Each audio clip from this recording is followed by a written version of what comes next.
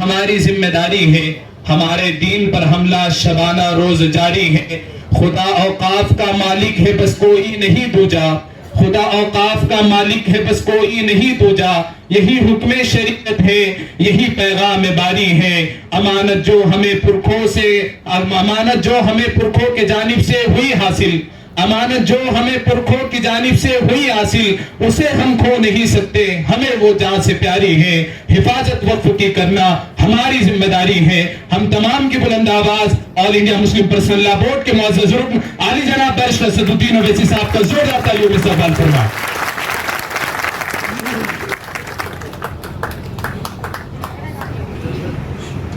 नीचे बैठे हजरत आओ आगे साहब। औज़ु बिल्लाहि मिनश शैतानिर रजीम, बिस्मिल्लाहिर रहमानिर रहीम। सदर जलसा मौलाना अलहसन मदनी साहब, एडवोकेट निसार साहब, मौलाना महफूज़ुर रहमान साहब, रुकने तासीसी all India Muslim personal law board, मौलाना नसीमुद्दीन मुफ्ताही साहब, ज़ियाउद्दीन सिद्दीकी साहब, अब्दुल खबीर फलाही साहब, मुश्तबा फारूक साहब, मौलाना मोहसिन साहब, सलीम सिद्दीकी साहब, मुर्तज़ा साहब, मौलाना अतीफ़ुर रहमान साहब, एडवोकेट फैज़ साहब, हाफिज़ शबीर खां साहब, मौलाना नूर साहब और दीगर मोअज़्ज़ज़ीन व उलमाए कराम जो शहर नशीन पर तशरीफ़ फरमा है, मोअज़्ज़ज़ हाज़रीन कराम, बुज़ुर्गाने कौम और मिल्लत, मैं आप तमाम का शुक्रगुज़ार हूँ कि आपने अपना कीमती वक्त निकाल कर आज के इस अहम कॉन्फ्रेंस में आपने शिरकत की। अज़ीज़ान मिल्लत, मैं अपने उस वक्त 2024 बिल को जो पार्लियामेंट में पेश किया गया है और जिसकी मुखालिफत में आप और हम यहाँ पर जमा हुए हैं, मैं आपको बताना चाहता हूँ कि पिछले 10 साल से आप जानते हैं कि बीजेपी मरकज़ में बरसर इक़्तिदार है और आप देखते हैं कि 10 साल में बीजेपी ने जो क़वानीन बनाए हैं, इस तरह के उन्होंने क़वानीन बनाए हैं जिसका रास्त असर या फिर उसका नुकसान ख़ास तौर से मुस्लिम अक़लियत को होता है। मिसाल के तौर पर ट्रिपल तलाक़ का कानून बनाया गया और मोदी ने कहा कि ये ट्रिपल तलाक़ का कानून मेरी मुस्लिम बहनों को फ़ायदा पहुंचाएगा। All India Muslim personal law board ने उस वक्त भी कहा, आज भी हम कह रहे हैं कि वो जो कानून बनाया गया था वो मुस्लिम ख़वातीन को फ़ायदा पहुंचाने के बजाय उनके लिए नुकसानदेह साबित हो रहा है। हम पुकार कर कह रहे थे कि कैसे एक मजलूम खातून कोर्ट में जाकर इस बात को साबित करेगी कि उसको 3 बार तलाक दे दिया गया और कौन उसकी मदद में आएगा। हम पुकार कर थक गए कि कैसे कोई जेल में रहकर अपनी बीवी को पैसे देगा। हम उस वक्त भी कह रहे थे कि अगर कोई ट्रिपल तलाक देता है और हुकूमत ये कहती है कि तलाक नहीं हुआ है, तो फिर आप किस बुनियाद पर उसको जेल में डाल रहे हैं? और अगर उसको कोर्ट 2 साल की सजा दे देती है तो किस बुनियाद पर हमारी बेटी या बहन उसके साथ उस रिश्ते में फंसी रहेगी? मगर मोदी का मकसद ये था कि हमको नुकसान पहुंचाया जाए। फिर उसके बाद आप देखते हैं कि अनलॉफुल एक्टिविटीज प्रिवेंशन एक्ट को, जिसको कांग्रेस ने बनाया था बरसों पहले, फिर उसमें तरमीम की गई, ज्यादती की गई 2010-11 में। चिदम्बरम जब होम मिनिस्टर थे उस वक्त मैं बहैसियत रुकने पार्लियामान उसकी पार्लियामेंट में मुखालिफत किया।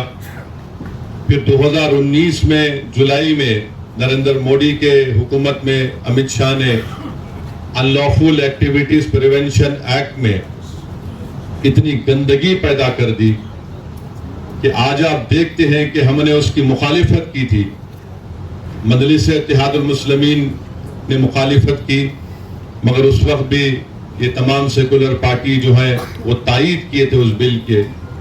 और आज उस कानून के तहत जो अमेंडमेंट लाया गया था, तरमीम की गई थी, आज आप देखते हैं कि 4.5 साल 5 साल से बच्चे जेलों में सड़ रहे हैं, और ज्यादातर उसमें मुसलमान, फिर आपके ईसाई, आदिवासी हैं। एक ईसाई 85 साल का ज़ईफ शख्स जिसको जेल में डाल दिया गया यूएपीए में, वो तड़पता रहा, पुकारता रहा कि मैं गिलास उठाकर पानी नहीं पी सकता, मुझे गिलास में, या जो जेल में गिलास होता है उसमें सिर्फ स्ट्रॉ दे दिया जाए कि मैं चूस कर पानी पी सकूं। उसको कोर्ट से इजाजत नहीं मिली, हुकूमत ने उसकी मुखालिफत की, वो 85 साल का स्टैन स्वामी जेल में ही मर गया। फिर आप देखते हैं कि मोदी ने CAA का कानून बनाया, और CAA के कानून में यह है कि अगर उसको NPR NRC से जोड़कर देखना जरूरी है, और जब NPR NRC होगा, जिसका मुझे खतरा है कि इस सितंबर में नरेंद्र मोदी की हुकूमत पूरे मुल्क में सेंसस का काम शुरू करेगी, और मोदी की कोशिश यही है कि सेंसस के साथ NPR और NRC का काम कराया जाए। अगर NPR NRC का काम होगा तो हम तमाम से कहा जाएगा कि आप कागज लाकर दिखाओ। आधार कार्ड काबिल कबूल नहीं होगा, पासपोर्ट, रेशन कार्ड काबिल कबूल नहीं होगा, ये शहरियत नहीं देता है आपको। आपको बोला जाएगा कि आपके दादा के अब्बा कहां पैदा हुए थे। उस जमाने में बर्थ सर्टिफिकेट का कॉन्सेप्ट भी नहीं था। बर्थ सर्टिफिकेट का कानून तो शायद 1965 या 70 में बना था। इस मुल्क में सिर्फ 6 या 8% लोगों के पास पासपोर्ट हो सकता है। वो कानून बना दिया गया। अब सितंबर में अगर सेंसस होगा तो NPR NRC भी ये साथ करेंगे। आसाम में सुप्रीम कोर्ट के तहत NRC हुआ, NPR हुआ, उसमें कुछ 20 लाख के करीब आवाम के नाम नहीं आए, जिसमें 2 लाख मुसलमान थे। उन 2 लाख मुसलमानों से कहा जा रहा है कि आप फॉरेनर्स ट्रिब्यूनल को जाओ और अपनी भारत की नागरिकता, शहरियत साबित करो। और वो जो 18 लाख जो गैर मुस्लिम है, उनसे हेमंत बिस्व शर्मा आसाम का मुख्यमंत्री कह रहा है कि हम CAA के तहत आपको सिटीजनशिप दे देंगे। और आसाम में हमने देखा आज से चंद दिन पहले, हफ्ता भर पहले 28 के करीब मुसलमानों को, आसाम में एक आसाम बॉर्डर पुलिस है, और आसाम बॉर्डर पुलिस किसी को भी रोड चलते आदमी को उठा सकती है और कहेगी कि तुम बांग्लादेशी हो और तुम साबित करो। तो फॉरेनर्स जो शहरियत का कानून है उसका सेक्शन 9 ये कहता है कि इल्जाम अगर मुझ पर लगेगा तो मुझे साबित करना पड़ेगा कि मैं भारत का शहरी हूं। और उसमें तरफ तमाशा ये है कि अगर एक खानदान में 5 लोग हैं तो 4 भारत के नागरिक हैं, 1 भारत का नागरिक नहीं है। 28 लोगों को ले जाकर ट्राइब्यूनल, वो ट्राइब्यूनल ऐसा है वो बिल्कुल आर्बिट्री है।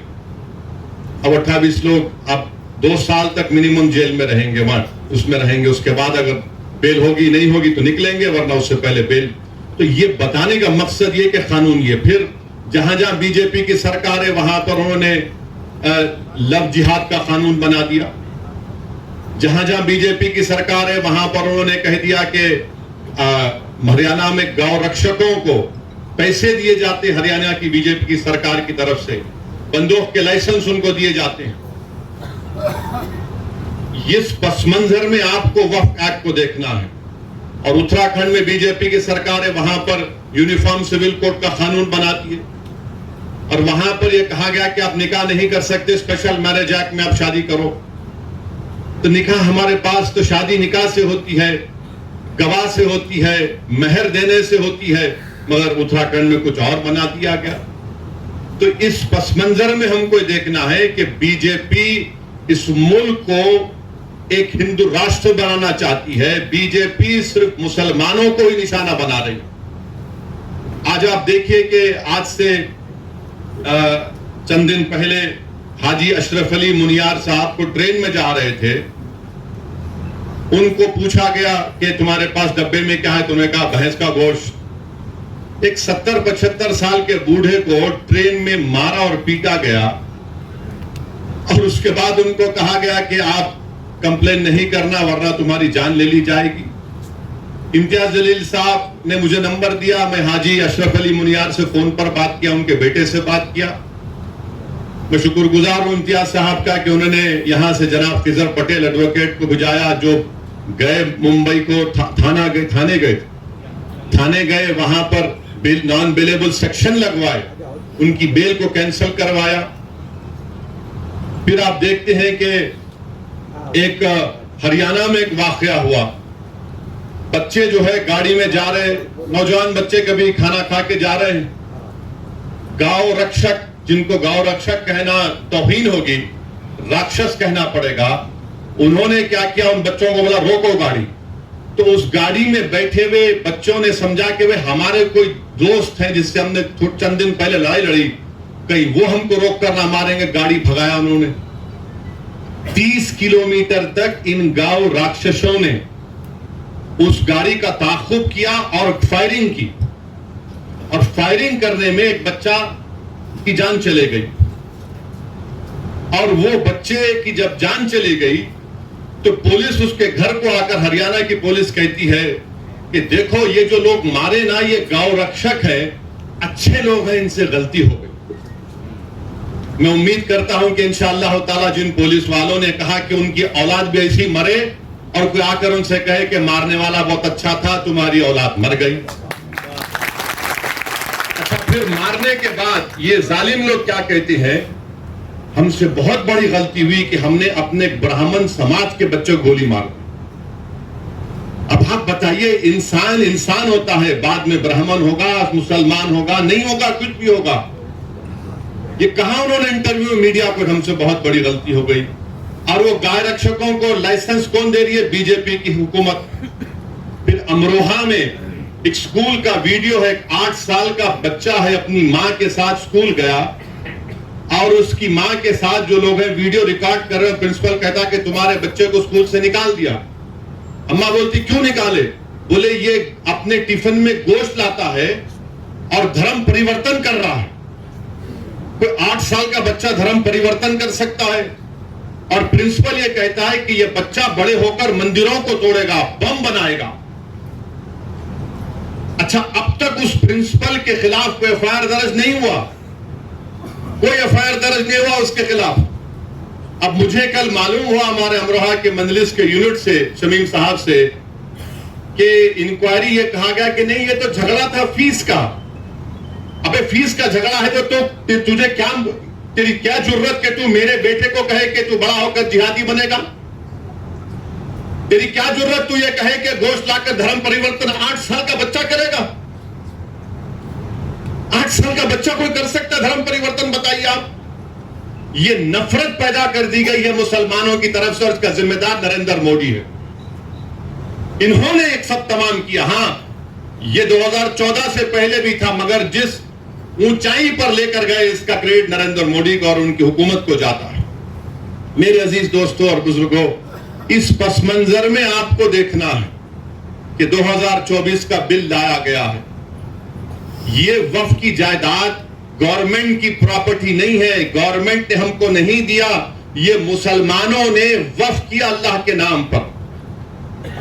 अब नरेंद्र मोदी को तकलीफ क्या है? अब तो माइनॉरिटी का जो वजारत अखिलती बहबूद में मौलाना आजाद फेलोशिप थी, जिसमें 800-900 करोड़ मिलते थे, अखिलियतों के बच्चे जिसमें मुसलमान, ईसाई, सिख भी शामिल है, वो पीएचडी करते थे, नरेंद्र मोदी ने उसको भी खत्म कर दिया।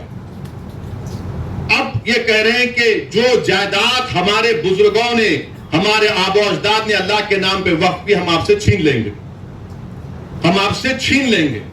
गवर्नमेंट ने नहीं दिया हमको, ना कांग्रेस की सरकार ने, ना जनता की सरकार ने, ना यूनाइटेड फ्रंट की सरकार ने, ना एनडीए की सरकार ने, ना यूपीए की सरकार ने, नेहरू से लेकर मोदी तक किसी वजीर आजम ने हमको वक्फ की जायदाद नहीं दी। हमारी प्रॉपर्टी है, मुसलमानों की प्रॉपर्टी है, अल्लाह के नाम पर जो वक्फ कर दी गई, इसका मालिक अल्लाह है, उसको मोदी छीनना चाहते हैं।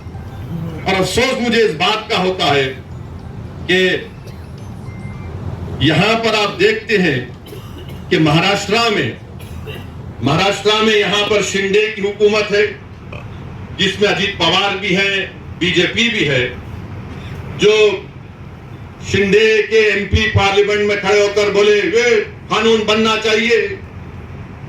अरे तुम जरा तारीख को पढ़ लेते महाराष्ट्र की। छत्रपति शिवाजी ने अपने जमाने में हजरत पीर बाबा याकूब सरवरी को रत्नागिरी में 652 एकड़ जमीन छत्रपति शिवाजी ने दी थी। और जो छत्रपति शिवाजी को का नाम लेकर अपनी सियासी रोटी सेकते हैं, तुम वक्फ की बिल की मुखालिफत कर रहे हो।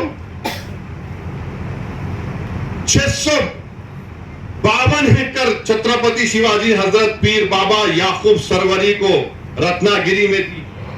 वहां के मुतवल्ली साहब से मैं बात किया, हमारे वकील साहब ने नंबर दिया था। उन्होंने कहा कि ओवैसी साहब मेरे पास 250 साल का रिकॉर्ड है, 250 साल का मेरे पास रिकॉर्ड है।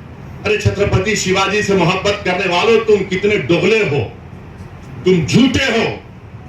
अगर तुमको छत्रपति शिवाजी से मोहब्बत होती तो तुम मोदी के वक्त के कानून की मुखालिफत करते, मगर तुमने सिर्फ अपने मफाद के लिए, अपनी सियासी रोटी को सेकने के लिए और अपने मुसलमानों से नफरत के लिए आपने ये काम किया।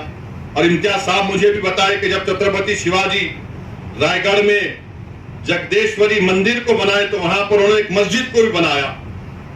और छत्रपति शिवाजी ने मलिक रिहाई दरगाह को विशालगढ़ में उसको हाथ नहीं लगाया। ये कौन लोग हैं जो जाकर मस्जिद को और दरगाह को हाथ लगा के आए परसों? तुम छत्रपति शिवाजी को मानने वाले हो ना, तुम तो क्या क्या कहते हो और तुम ये काम कर रहे हो। मेरे अजीज दोस्तों और बुजुर्गों, इन चीजों को आपको सामने रखना जरूरी है। और ये आप जानते हैं मुझसे बेहतर कि महाराष्ट्र में इम्तियाज साहब ने रिकॉर्ड दिया कि 53,411 हेक्टेयर जमीन वक्फ की है महाराष्ट्र में। 53,411 हेक्टेयर, जिसमें से औरंगाबाद में 4,099 हेक्टेयर। तो ये पूरी जमीन नरेंद्र मोदी छीनना चाहते हैं, याद रखिए मेरी इस बात को। और कैसे छीनना चाहते हैं? उन्होंने कानून बनाया। अब ये जो बिल पेश किया गया है, वो बिल में क्या लिखा गया कि सेंट्रल वक्फ काउंसिल में पहले क्या था कि सिवाय वजीर को छोड़कर, मिनिस्टर को छोड़कर अगर कोई गैर मुस्लिम है तो वो चेयरमैन होते थे। उसमें बनते थे 3 मुस्लिम ऑर्गेनाइजेशन से, 4 जो बड़े मशहूर है मुल्क के member, 3 member of parliament, 1 Waqf board का मेंबर, 2 रिटायर्ड जज सुप्रीम कोर्ट का, हाई कोर्ट का, 1 वकील जो पूरा मशहूर हो, और 1 मुतवल्ली से, और 3 आलिम दीन होना चाहिए। अब हुकूमत ये करती है कि सिर्फ 2 मेंबर बनेंगे मुसलमानों, पूरे के पूरे गैर मुस्लिम होंगे सेंट्रल वक्फ, बाकी सेंट्रल वक्फ काउंसिल में। फिर आप देखिए कि जो स्टेट वक्फ बोर्ड है उसमें कह दिया गया है कि स्टेट वक्फ बोर्ड में पहले इलेक्शन होता था मुतवल्ली कैटेगरी में, आपके एमएलए कैटेगरी में, एमपी कैटेगरी में, फिर हाई कोर्ट के वकलाओं, मुस्लिम वकलाओं का इलेक्शन होता था। उन सबको इलेक्शन को बर्खास्त कर दिया गया और नामजद करेगी, नॉमिनेट करेगी हुकूमत। यानी पहले पूरे मुसलमान होते थे, अब सिर्फ शायद 2 या 4 रहने वाले हैं। अब उसमें भी क्या बोल रहे हैं कि 1 मुतवल्ली, 2 आलिम दीन और 2 म्युनिसिपैलिटी या पंचायत के मेंबर को बीजेपी मेंबर बनाएगी। अब ये क्यों कर रहे हैं बताता हूं मैं आपको। स्टेट वक्फ बोर्ड में जब इलेक्शन खत्म हो जाएगा तो मोदी जी ये चाहते हैं कि औरंगाबाद की डिस्ट्रिक्ट कमेटी में पूरे के पूरे बीजेपी आरएसएस की जहनियत रखने वालों को मेंबर बना दिया जाए। क्योंकि जब स्टेट वक्फ बोर्ड में नॉमिनेट कर रहे तो यहां पर भी करेंगे। आप अंदाजा लगाइए कि ये आर्टिकल 14 के खिलाफ क्यों है। इसलिए है कि एक तो यह है कि जो आप कानून पढ़ेंगे काशी विश्वनाथ का, उत्तर प्रदेश में जो काशी विश्वनाथ का कानून है उसमें साफ तौर पे कह दिया गया कि काशी विश्वनाथ में कोई भी गैर हिंदू मेंबर नहीं बन सकता। काशी विश्वनाथ का कानून यह कहता है। फिर आप जाकर तमिलनाडु का कानून देख लीजिए, वो भी ये कहता है कि कोई भी मुसलमान या गैर हिंदू उसका मेंबर नहीं बन सकता। तमिलनाडु का 59 का कानून है। फिर आप आंध्र प्रदेश का सेक्शन 3(2) उसमें कहा गया commissioner, additional commissioner, joint commissioner, बल्कि कोई काम करने वाला भी गैर हिंदू नहीं हो सकता। कर्नाटका का 97 का कानून यह कहता है कि कोई गैर हिंदू मेंबर नहीं बन सकता। ओडिशा का कानून सेक्शन 5 कहता है कि हिंदू ही बनेगा। अच्छा, इन तमाम उत्तर प्रदेश, ओडिशा, कर्नाटका, तमिलनाडु, तेलंगाना, आंध्रा, ओडिशा ये कहता है कि अगर वो हिंदू मजहब को छोड़ता है तो मेंबर नहीं रह सकता हो। अब यहां पर हमारे वक्फ बोर्ड में आप आकर कह रहे हैं कि गैर मुस्लिम भी सेंट्रल वक्फ बोर्ड में बन सकता है। फिर एक झारखंड में एक बहुत बड़ी मंदिर है, वो पूरे मुल्क में 12 ज्योतिर्लिंग में उसका शुमार होता है। ये बीजेपी के लोग बड़ी बड़ी बातें करते हैं, इनको हम अपनी दलील से इनको हम झूठा साबित करते हैं। और वो क्या कानून है आपको बताना चाह रहा हूं कि वो कानून है बाबा बैद्यनाथ धाम। ये उसका 2015 का कानून है। सेक्शन 3 के तहत चीफ मिनिस्टर सब बनते हैं और उसी कानून में यह कहा गया, एक कंटिंजेंसी रखी गई, if the chairman or any of the other members mentioned in section 3(2) or in section 21 be not a Hindu, the state government may nominate any eminent person professing Hindu religion. अरे आप झारखंड के बाबा बैद्यनाथ धाम का कानून यह बनाते और कंटिंजेंसी रखते हैं कि अगर कोई उस मंदिर के इलाके का कोई एमपी मुसलमान बन गया तो आप अपने आप को ताकत दे रहे हैं कि वो नहीं हम किसी हिंदू को बना सकते। ये सेक्शन में कहा गया।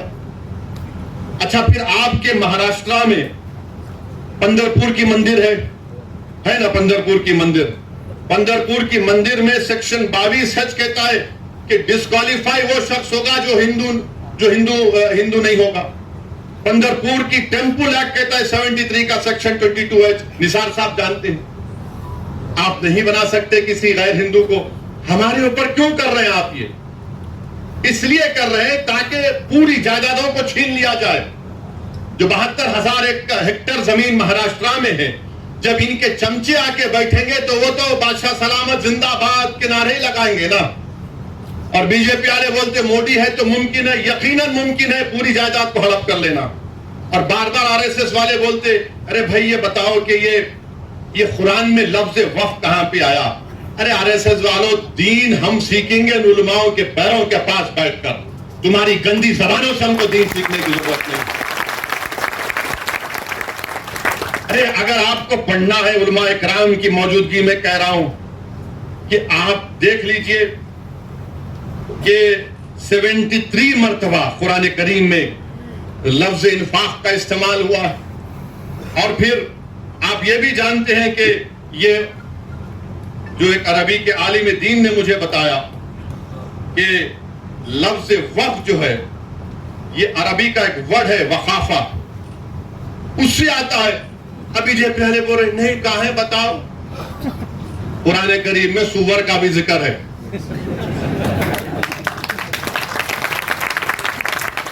मेरे अजीज दोस्तों और बुजुर्गों, फिर अभी आपने सुना कि इसके बाद ये लोग क्या करना चाहते हैं, वक्फ बाय यूजर। सबसे पहले यहां पर हमारे बोरी समाज के भी जिम्मेदार आए, मैं इनको शुक्रगुजार हूं। हमारे शिया लोग भी हैं, अहले सुन्नत के भी हैं, देवबंदी भी हैं, बरेलवी भी हैं, जमात इस्लामी के भी।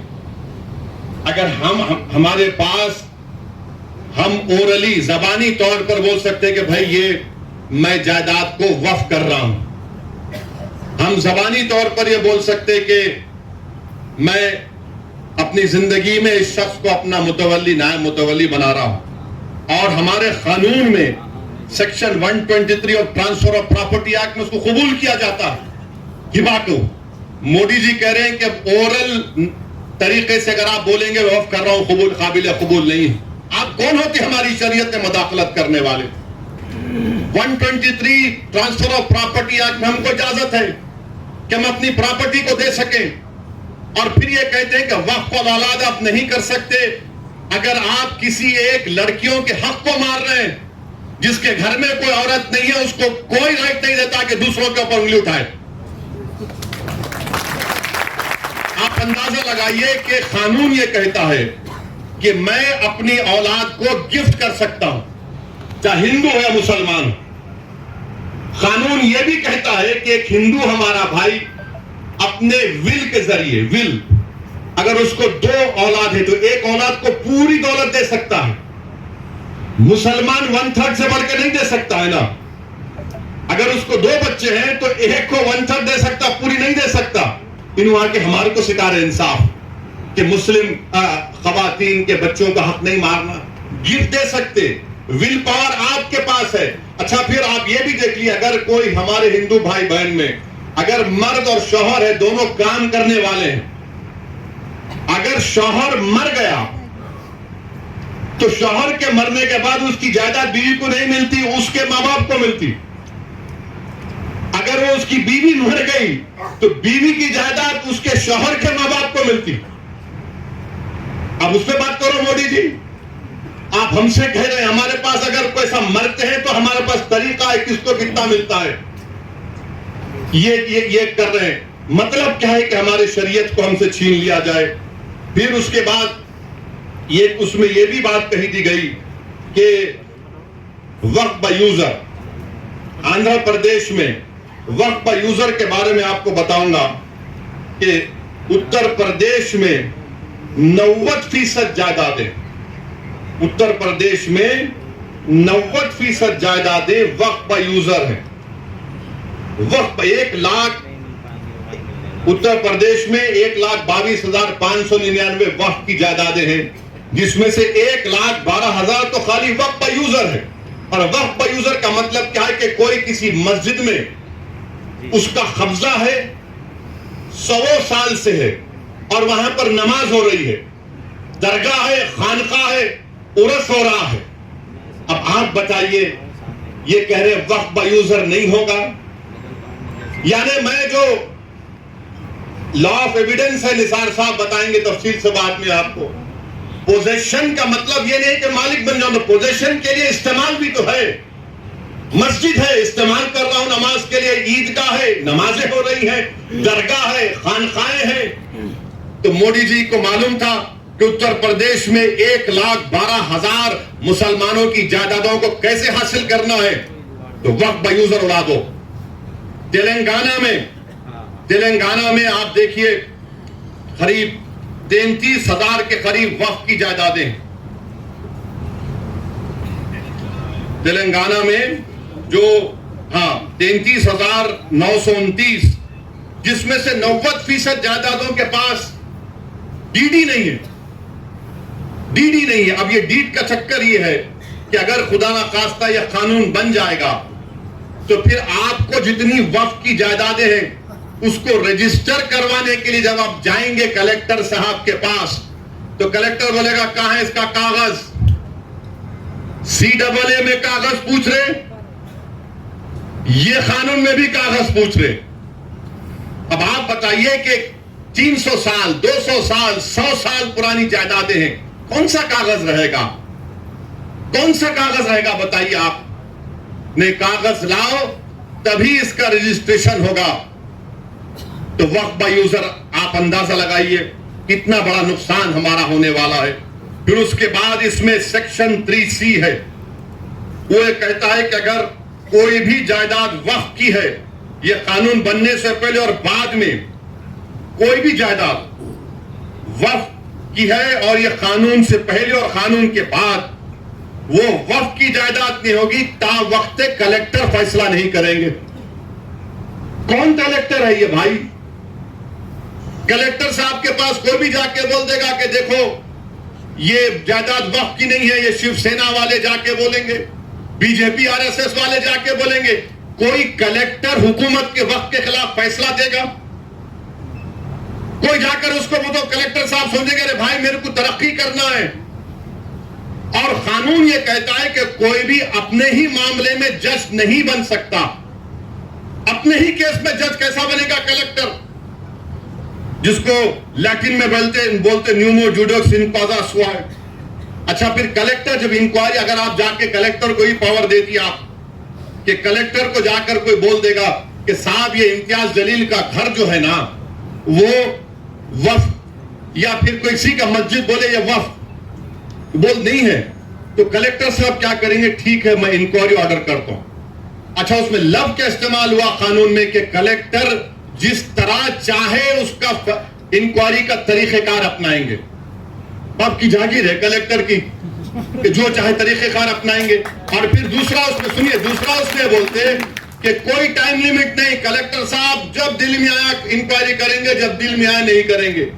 और तरफे तमाशा ये कि जब तक कलेक्टर की इंक्वायरी मुकम्मल नहीं होती वो जायदाद वक्फ की नहीं रहेंगी। यानी मेरी मस्जिद है और मस्जिद को कलेक्टर बोलेगा मैं इंक्वायरी कर रहा हूं, तुम्हारे खिलाफ कंप्लेंट है तो नमाज नहीं पढ़ना, तुम्हारी दरगाह है तुम फातिहा नहीं करना, तुम्हारा मदरसा है तुम नहीं तालीम दिलाना, मैं इंक्वायरी कर रहा हूं। अब इंक्वायरी सुबह क़यामत तक चलेगी, आप तो महरूम हो गए।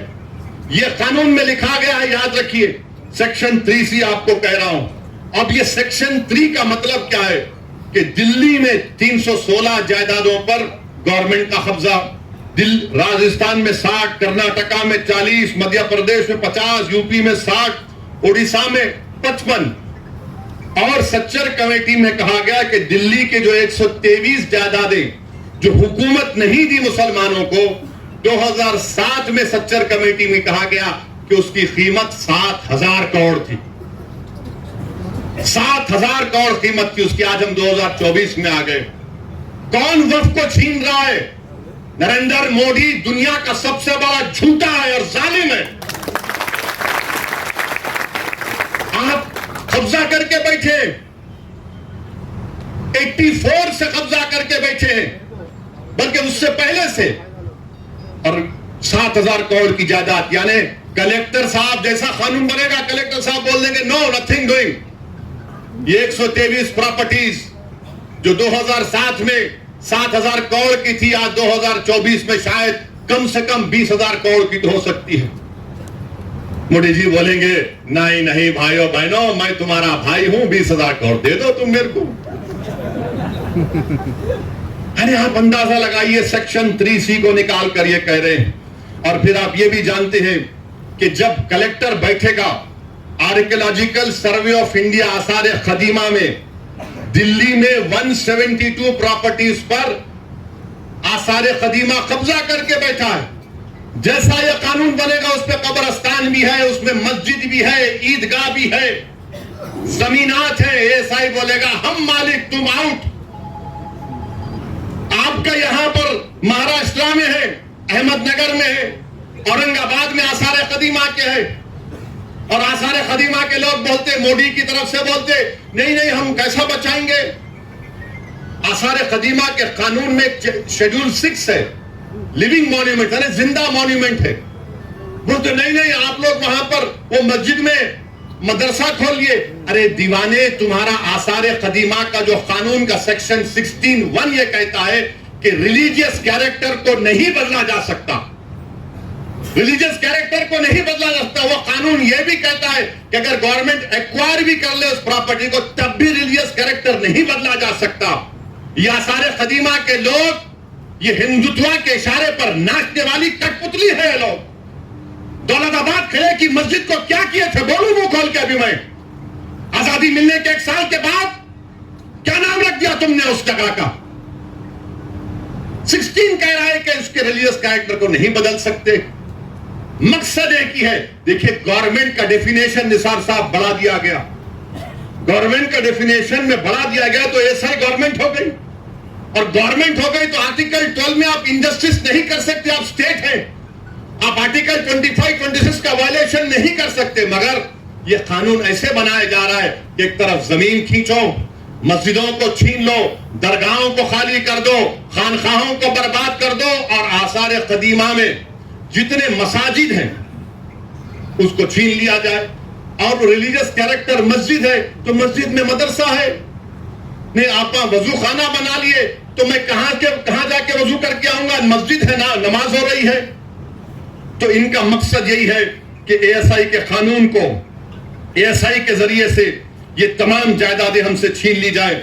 एएसआई के कानून को सेक्शन 5, सेक्शन 6, सेक्शन 8 आप पढ़िए, आपको मालूम हो जाएगा।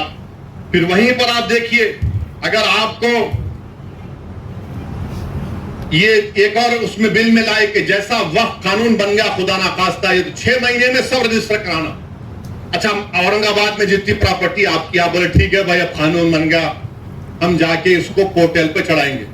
कोई आरएसएस का आदमी जाकर कलेक्टर को बोलेगा नहीं ये मौलाना का मदरसा वक्फ का नहीं है, कलेक्टर साहब बोल दिए रोक दो, नहीं करना इंक्वायरी। अब इंक्वायरी चले, अब तक गया वो सेक्शन 4 में, सेक्शन 3 भी उसका कहता है।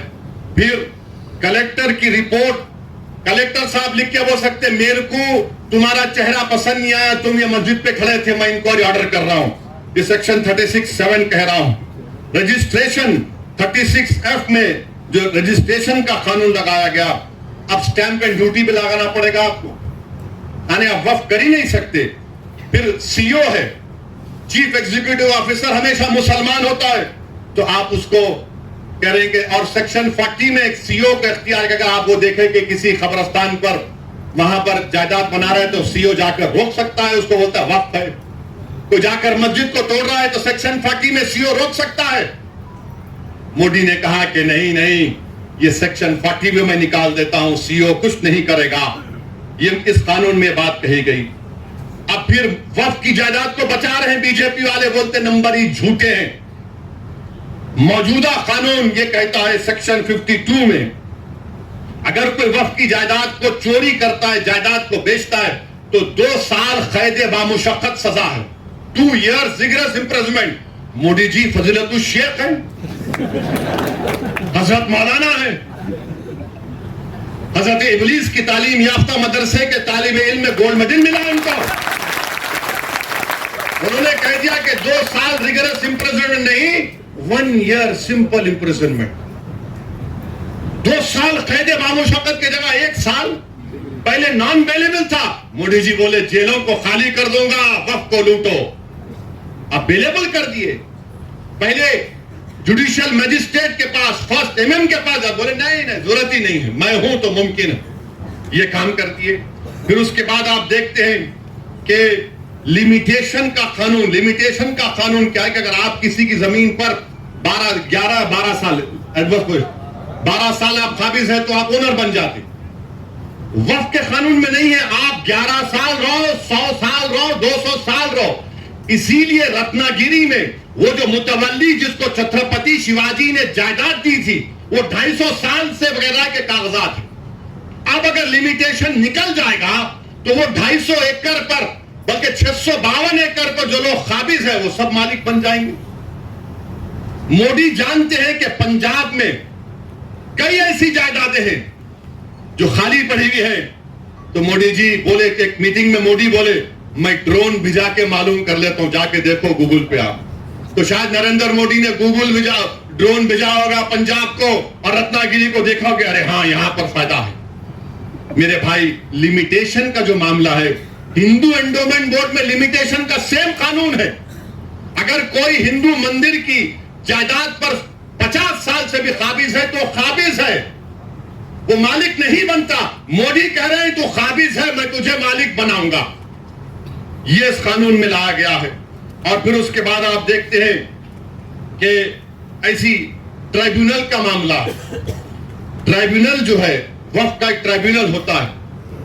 अगर कोई हिंदू भाई ये कहे, मिसाल के तौर पर समझा रहा हूं कि अगर औरंगाबाद में एक जायदाद को वक्फ कर दिया गया तो कैसे वक्फ होती है? गवर्नमेंट का एक सर्वे कमिश्नर होता है, गवर्नमेंट का, महाराष्ट्र सरकार का, वो सर्वे कमिश्नर जाकर देखता है कि भाई ये वाकई में जो वाकिफ है उसकी जायदाद है नहीं, हो जब मुतमईन हो जाता, सर्वे कमिश्नर महाराष्ट्र की सरकार को लेटर लिखता है कि इसका मालिक फला शख्स है, इसको वक्फ किया जा सकता है। महाराष्ट्र की सरकार गजीट इशू करती है और उस गजीट का मुखालिफत मुसलमान 1 साल तक कर सकता है और गैर मुस्लिम कभी नहीं कर सकता। अब उसके बाद वो ट्राइब्यूनल को गया। ट्राइब्यूनल में जैसा कि निसार साहब ने बताया कि यहां का डिस्ट्रिक्ट सीनियर जज ट्राइब्यूनल का जज होता है, एक शख्स जिसको इल्म मालूम, उनका तखर्रुर, और एक गवर्नमेंट की तरफ से। अब मोदी जी बोले कि नहीं नहीं नहीं, ये ट्राइब्यूनल का फैसला फाइनल कैसे होगा, फाइनल नहीं हो सकता है। और मोदी जी ने क्या किया, रिटायर्ड डिस्ट्रिक्ट जज और एक रिटायर्ड गवर्नमेंट एम्प्लॉय वो तय करेगा।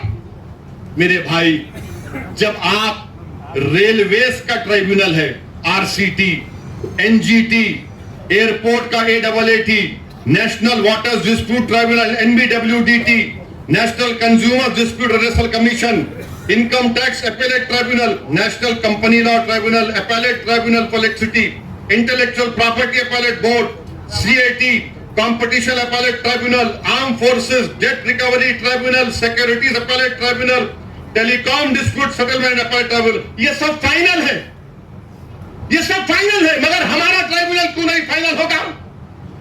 और आरएसएस वाले झूठे हैं, बीजेपी वाले झूठे हैं, शिंदे वाले झूठे हैं, कह रहे हैं कि नहीं ये फाइनल कैसे होगा, अपील नहीं होगी। अरे दीवाने, रिवीजन पिटीशन डाला जाता है, ये तमाम 15 ट्राइब्यूनल का डिसीजन फाइनल है। इसके खिलाफ हाई कोर्ट में जब जाते हैं तो रिवीजन जाता है, लाखों करोड़ों केसेस कोर्ट में पेंडिंग है, ट्राइब्यूनल से जल्द फैसला होता है। और मोदी जी बोले नहीं, ट्राइब्यूनल फाइनल नहीं होगा, रिवीजन नहीं, अपील माने फिर अपील सुनना हाई कोर्ट। अच्छा, उसमें हैरत अंगेज बात देखिए, अब ट्राइब्यूनल में केस चलता है, मोदी जी ने कह दिया कि अगर महाराष्ट्र की सरकार यह कानून बनने के बाद ट्राइब्यूनल नहीं बनाती है तो डायरेक्ट हाई कोर्ट चले जाना। अगर ट्राइब्यूनल बनाती है, नहीं बनाती है, तो मोदी, महाराष्ट्र की सरकार बोलेगा हिंदू एंडोमेंट ट्राइब्यूनल के पास चले जाओ या किसी और ट्राइब्यूनल के पास चले जाओ। अगर 2 लोग हैं, एक बढ़ गए तो उन्हें सुन ले सकते हैं। अभी निसार साहब बता रहे थे, दोनों में झगड़ा हो गया तो क्या होगा, उसका भी कोई प्रोविजन नहीं। यानी अगर आप देखेंगे तो हर तरीके से, हर जाविये से आप देख रहे हैं कि जायदाद को मुसलमानों से छीन लिया जाए। अच्छा, जितने मुतवल्ली हैं, सेक्शन 61 में अगर कलेक्टर मुतवल्ली साहब को लगे, मुतवल्ली ये दरगाह और मस्जिद को बोल दो तुम्हारी नहीं है, लिख कर लो जल्दी। अब मुतवल्ली साहब अगर दरगाह और मस्जिद को लिख कर नहीं दिए कि मस्जिद और दरगाह नहीं है, तो कलेक्टर उनको 6 महीने की सजा दे सकता है और 20,000 जुर्माना उन पर लगा सकता है। अब आप बताइए वक्फ कहां बच रहा है इसमें? अरे बीजेपी, आरएसएस, शिंदे वालों, ये जायदाद गवर्नमेंट की नहीं है, हमारे पुरखों की है, हमारे आबोजदाद की है, ये प्राइवेट प्रॉपर्टी है, तुम कैसा इसमें मुदाखलत कर सकते हो? मकसद एक ही है कि मुसलमानों से वक्फ को छीन लिया जाए। और मुझे आखिर में सिर्फ इतना कहना है कि मुझे मौलाना खालिद सैफुल्लाह रहमानी साहब दामन बरकातों के अल्फाज याद आ रहे हैं। उन्होंने कहा कि वक्फ की जायदाद एक इबादत है, एक इबादत है, वो हमको हमारी इबादत से महरूम कर दे रहे आप। दरगाह सलीम चिश्ती है, बाज ऐसे रंग बिरंगी कपड़े पहनकर मोदी के पैर छूने वालों, तुम्हारे बाप दादा की खबरों को जब छीन लिया जाएगा तुमको अंदाजा होगा। तुम जब चमचागिरी कर रहे हो नरेंद्र मोदी की जाकर, बड़े बड़े आस्थानों के तुम वाबस्ता, अरे याद रखो, बड़े बड़े आस्थानों से वाबस्ता होने की बुनियाद पर तुम बड़े नहीं होते। अल्लाह का खौफ और उसके हबीब से मोहब्बत तुमको बड़ा बनाती। बोले नहीं, ऐसा नहीं है। अरे तुम्हारे बाप का है ये वक्फ, तुम्हारे बाप का वक्फ है ये अल्लाह के नाम पर किया गया वक्फ, इसका मालिक अल्लाह है, सुबह क़यामत तक इसका मालिक अल्लाह रहेगा।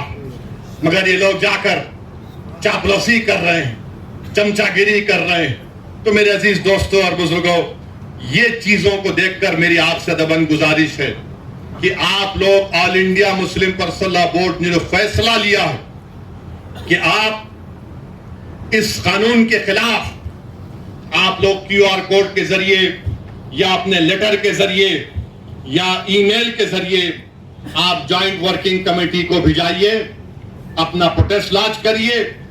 15 सितंबर तक आखिरी तारीख है, या तो अंग्रेजी में होगा या हिंदी में होगा। मेरी आपसे गुजारिश है कि इसका आगे बढ़कर हिस्सा लीजिए। याद रखो मुसलमानों, हमने एक मस्जिद को खो दिया, तुम और कितनी मस्जिदों को खोने के लिए तैयार हो? एक मस्जिद को हमने खो दिया। याद रखो, अगर यह खुदा ना खास्ता कानून बनेगा तो सिर्फ काशी मथुरा नहीं, कोई मस्जिद नहीं बचेगी भारत में जो झगड़े शुरू हो जाएंगे। मस्जिदों को बंद कर दिया जाएगा। कलेक्टर बोलेगा नहीं मस्जिद नहीं है, खानकाहों को दरगाहों को बंद कर दिया जाएगा। इस तरह का गंदा कानून नरेंद्र मोदी बना रहे हैं। और अजीत पवार का मैंने एक इंटरव्यू पढ़ा अखबार में, उन्होंने कहा कि हम महाराष्ट्र के विकास के लिए मोदी का साथ दे रहे हैं, सेकुलरिज्म पर हम कॉम्प्रोमाइज नहीं करें। तो अजीत पवार, अगर सेकुलरिज्म तुम में जिंदा है तो तुम खुलकर इसकी मुखालिफत करो। बोलो तुम जाकर मोदी को यह कानून गलत है। जो छत्रपति शिवाजी को मानने वाले हैं, क्या तुम भूल गए कि छत्रपति शिवाजी ने रत्नागिरी में उस दरगाह को 652 एकड़ जमीन दी थी? ये कौन सी तुम्हारी मोहब्बत है? ये हमारी जमीन है, हमारी जायदाद है, अल्लाह के नाम पर इसका मालिक अल्लाह है। तुम हमसे छीनना चाह रहे हो। तुम्हारा दिल नहीं भरा 6 दिसंबर से? तुम्हारा दिल नहीं भरा दिल्ली की सड़कों पर हमारे खून की होली खेलने से? तुम्हारा दिल नहीं भरा हमारे बच्चों का एनकाउंटर करने से? तुम्हारा दिल नहीं भरा बुलडोजरों से हमारे घरों को तोड़ने से? तुम्हारा दिल नहीं भरा हमारे बच्चों के सरों से हिजाब खींचने से? तुम्हारा दिल नहीं भरा हमको इस मुल्क की शरीयत खत्म करने का कानून बनाया? अब तुम हमको हमारे वजूद को मिटाना चाहते हो। खुदा की कसम अपने वजूद को मिटने नहीं देंगे इंशाअल्लाह। हम अपने वजूद को मिटने नहीं देंगे इंशाअल्लाह। तो मेरे अजीज दोस्तों और बुजुर्गों, मेरे अजीज दोस्तों और बुजुर्गों, मेरी आपसे दबन गुजारिश है कि महाराष्ट्र के असेंबली इंतखाबात आने वाले हैं। मैं आपसे अपील कर रहा हूं, जो लोग वक्त की जायदादों को बर्बाद करने आ रहे हैं, आप और हम मिलकर उनको इंशाअल्लाह बर्बाद कर देंगे सियासी तौर पर। मेरी आपसे अपील है कि मैं यकीनन कह रहा हूं कि इस महाराष्ट्र की विधानसभा में आपको इम्तियाज जलील को और मंजलिस के नुमाइंदों को भिजाना जरूरी है। तुम्हारी आवाज हो, अगर तुम्हारी आवाज नहीं होगी तो कौन आवाज उठाएगा?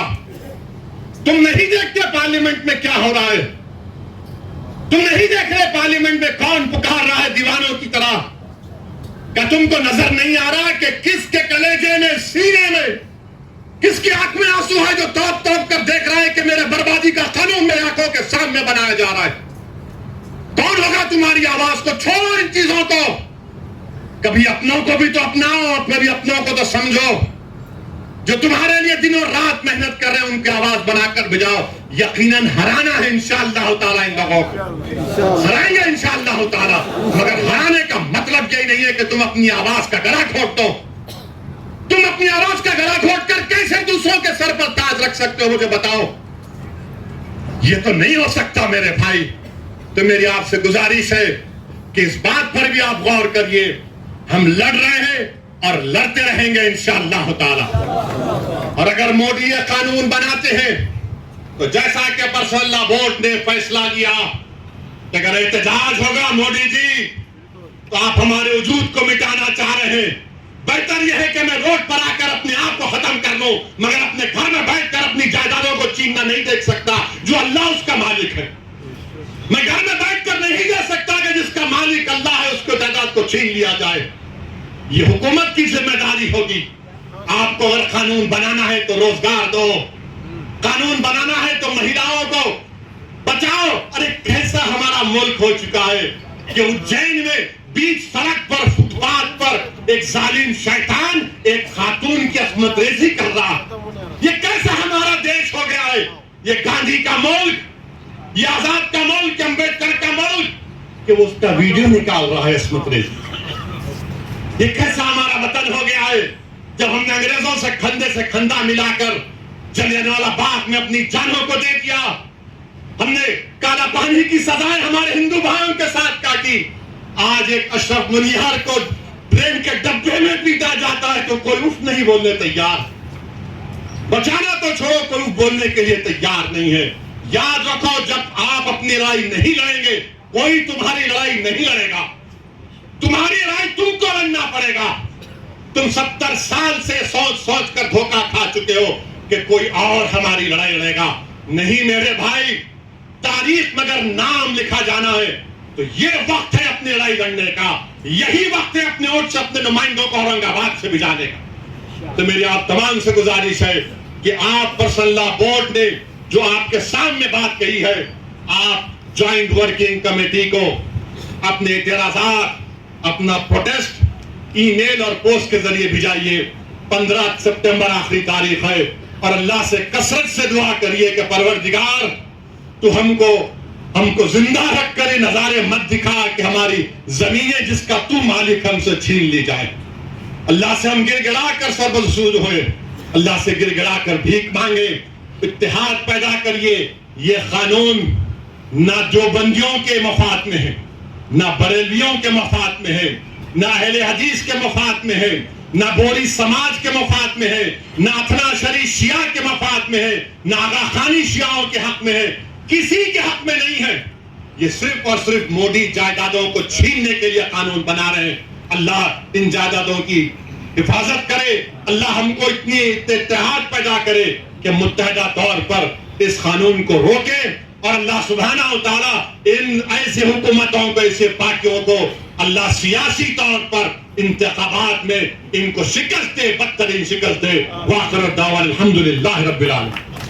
जज़ाकल्लाह खैरन कसीरा। भाई आप तशरीफ रखें, किसी के जहन में अगर कोई सवाल इस